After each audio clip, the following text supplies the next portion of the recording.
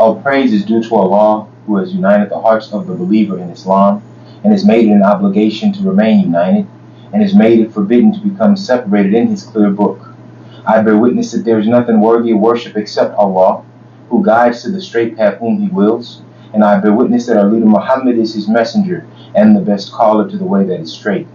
O Allah, send your prayers and your peace upon our leader Muhammad, and upon his family, and upon his companions, whose hearts were united, and whose souls were educated, so that they became victorious leaders. And what follows thereafter, O believers of Allah, I advise you as well as I advise myself, to first have the proper regard for Allah, and thereafter be obedient to him. Dear believers, I greet you with the universal greetings of peace. Assalamu alaikum, which means peace be with you. This week, we are looking at the attribute of Malik, al-Mulk, which means the absolute sovereign, or the one who has absolute sovereignty, where there's no question, there's no denial that God, Allah, is in control of all things, and every decision that can be made by him. Every action that can be taken by Allah. So he is Malik al-Mulk.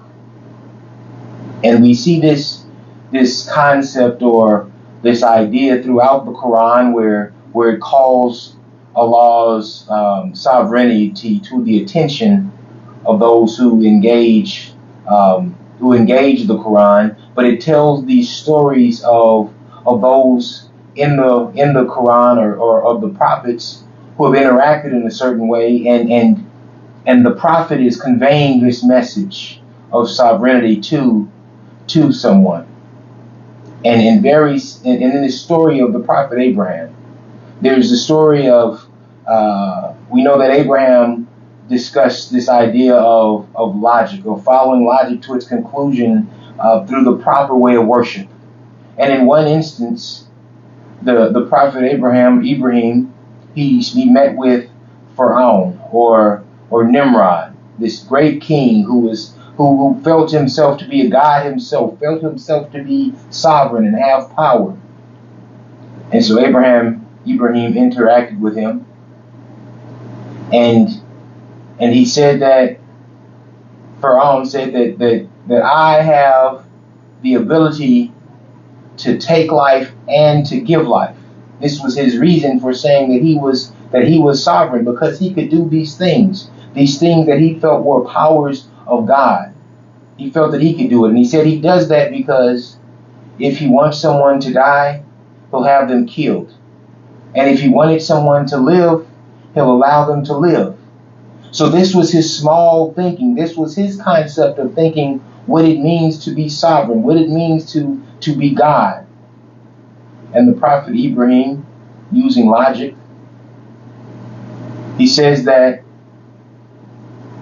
my God, my Creator, causes the sun to rise in the east and it sets in the west. And if you are God, if you're sovereign, then reverse the order. Cause it to rise in the west. Now this was the Prophet Ibrahim using this idea of logic to show Pharaoh that he did not have sovereignty, that Allah had some sovereignty over creation, that Allah, Malik al-Mulk, was able to cause the sun to rise from which side. And he had no way to change that. And even the small thinking of Pharaoh, Nimrod, was that he could allow someone to live, meaning that he would not kill them in that moment. But that doesn't preserve their life. That only stops them for that minute. That only stops them for that small portion. So there's no true sovereignty there. And in this scenario or this story, it shows where the Prophet Ibrahim showed that man, worshiping man, was a false way of thinking, because there's no sovereignty there. Allah is Malik al-Mulk. Allah is the absolute sovereign.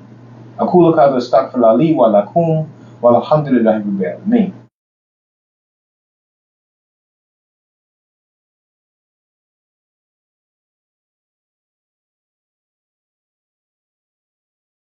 Allahumma salli ala Muhammadin wa ala ali Muhammadin kama salata ali Ibrahim wa ala ali Ibrahim innaka Hamidum Majid. Allahumma barak ali Muhammadin wa ala ali Muhammadin kama barak ali Ibrahim wa ala ali Ibrahim innaka Hamidum Majid. So Allah is Malik al-Mulk, the absolute sovereign. Now, we look at these attributes of Allah because they are to, one, help us understand who our Creator says He is, or who our Creator is. But it is also for us to find humility, for us to understand that we may have some characteristics maybe that may be vaguely in the same genre of the actions of Allah, but nowhere near. So it's supposed to humble us. It's supposed to bring us down. But if we don't engage these attributes, if we don't understand who our Creator is, we'll falsely attribute titles to ourselves and to others to make ourselves or others appear to be bigger than what they are. You know, we think about these sports players and these sports people that people refer to as the GOAT, or the greatest of all time, that in all time that exists, that was created by the Creator, by Allah, Malik al-Mulk, the sovereign, the absolute sovereign, all the time that has ever been created, that this individual is the greatest, that no one has been better or no one will be better. And it's this inflated idea of oneself or others to infer that the power of Allah is so weak, that the power of Allah is so small that you or them, this individual, could be the greatest thing that Allah ever created. As if the Quran doesn't say that He could wipe away everyone and produce a whole new people. That the Quran doesn't say that there were nations and tribes that were more powerful, that were in existence. This is this inflated sense of self, or this inflated projection on someone else that they could be the greatest that Allah could possibly create. As if Allah is not sovereign. As if Allah cannot improve on a thing, or Allah cannot do better than what He has already done. Quran says no just estimate do they make of their Lord. So these attributes, dear believers, they're not just things for us to take in and to think that this is how I'm going to engage my Creator. This is who my Creator is. It's that, but it's not only that. It's also to help us check our egos, to think that we're the greatest thing to ever happen, to think that nothing will ever be greater. We should want others to be better than us because we know our insecurities. We know the deficiencies that we have. We may not speak them.